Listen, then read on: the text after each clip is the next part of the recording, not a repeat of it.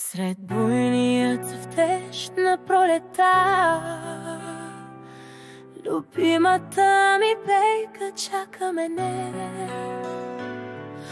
Но аз се появявам пред света единствено когато съм смутена. Прегърнат е от храсти и цветя, с прозорци зад решетки се подава. Домът ми вечен, който заблестя, когато го открих и все остава. Не видим заминаващите хора, за времето, което преминава, безстрастно, без да спира, без умора. Къщата на вечната забрава.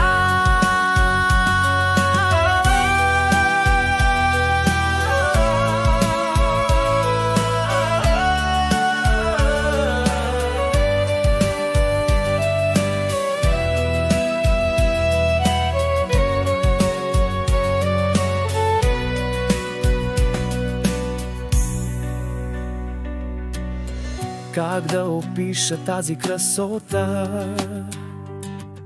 Нацъфналите рози, дървета, в които слънцето на пролета така примамливо просветва. Тук скрита съм от всяка суета, фантазията е безсмъртна тайна, дарена с вечна младост, красота,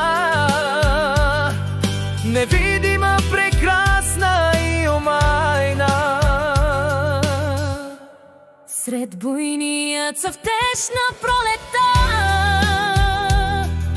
любимата ми пейка чака мене.